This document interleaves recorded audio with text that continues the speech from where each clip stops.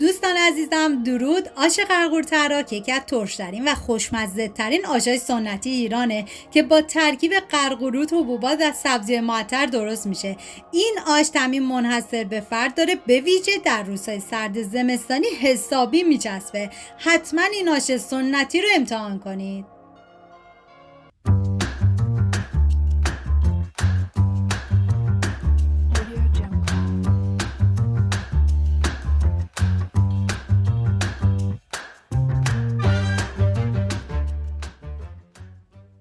مواد لازم: نخود، لوبیا سفید، عدس، بلغور جو، رشته آش، قرقروت، پیاز، ترخون، نعنا و پونه خشک، برگ چغندر، نعنا، مرزه، شنبلیله و شوید تازه. ادویه هم شامل زردچوبه، نمک، ادویه کاری و فلفل سیاه هستش. من اندازه های دقیق و داخل دیسکریپشن نوشتم. حالا پیازی که داریم من به صورت اسلایسی ریزش میکنم و شما پیازو به هر مدلی که دوست دارین میتونید ریز کنید، فقط پیازو نباید رنده بکنید و سعی کنید که از پیاز فراوان استفاده کنید که عطر و طعم این آشو بی نهایت خوشمزه میکنه. و حالا سبزی‌های تازه‌رم کاملا ریز میکنم و به عزیزانی که عاشق طعم‌های ترش هستن این آش به شدت بهشون پیشنهاد میشه. حالا این مواد آماده کردیم میذاریم کنار. داخل قابلمه من روغنی که از عصاره قلم گرفته شده رو اضافه میکنم و بعد از اون پیازایی که ریز کردم و میریزم داخل قابلمه، هم میزنم و میذارم تا پیاز کاملا سرخ بشه.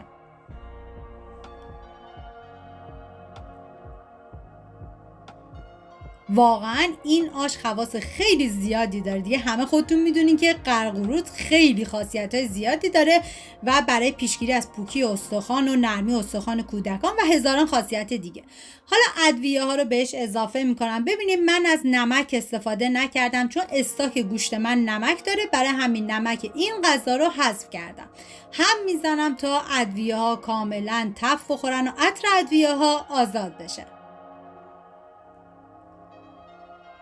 و حالا حبوباتی که از 24 ساعت قبل خیس کردم و من میریزم داخل قابلمه. ببینید من نخود و لوبیا رو از 24 ساعت قبل خیس کردم، ولی عدس و بلغور جو رو فقط 4 ساعت خیس کردم. همه رو میریزم داخل قابلمه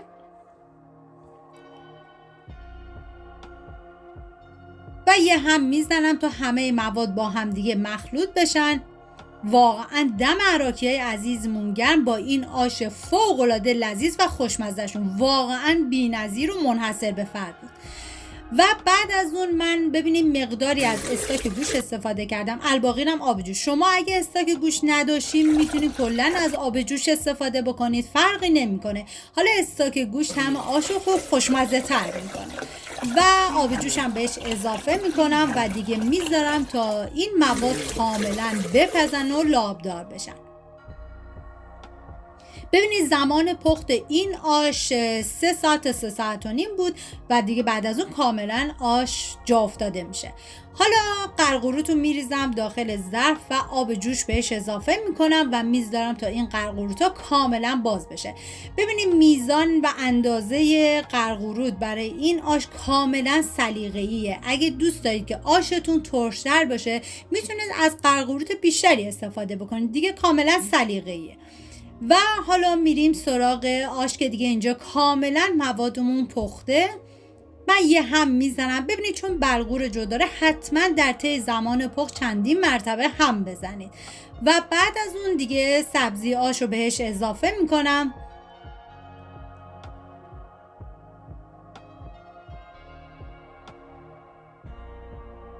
و سبزی‌های معطر خوش. ببینید این ترکیب سبزی تازه و سبزی معطر واقعا این آش یک عطر و بوی عجیبی داشت. و حالا سبزی خشک رو کاملا میزنم داخل قابلمه و یه هم میزنم و میذارم 45 دقیقه دیگه این سبزی ها کاملا بپزه و جا بیفته. واقعا جای تک تک شما دوستان عزیز خالی، دست به کار بشین و این آش خوشمزه و پرخاصیت رو درست کنید. و حالا دیگه بهش زمان میدم و بعد از 45 دقیقه دیگه سبزی ها کاملا پخته که من اینجا حالا رشته آش رو بهش اضافه میکنم. ببینید زمانی که رشته رو اضافه کردید، اگر دیدید که آشتون کمی سفته، میتونید مقدار خیلی کمی آب بهش اضافه بکنید. حالا من رشته رو میریزم و یه هم میزنم تا رشته با بقیه مواد مخلوط بشه و میذارم به مدت نیم ساعت دیگه این رشته کاملا بپزه.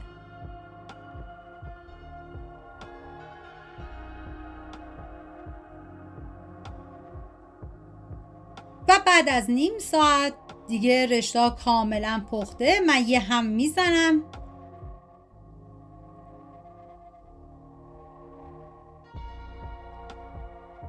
واقعا نمیدونم از خوشمزدگی این آش بهتون بگم یا از عطر و طعم بی‌نظیرش.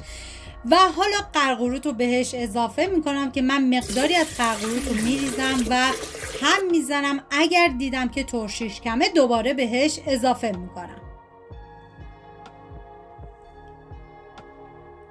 هم میزنم تا کاملا با همدیگه مخلوط بشن.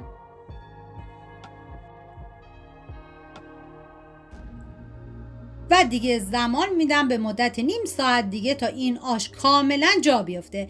راستی من منیره هستم، امیدوارم از این ویدیو خوشتون اومده باشه و اگه تا الان کانال رو سابسکرایب نکردی خوشحال میشم سابسکرایب کنید. برای دوستاتونم بفرستید لایک و کامنتاتون که کلی به من انرژی میده و کمک میکنه ویدیوهای من به افراد بیشتری نمایش داده باشه.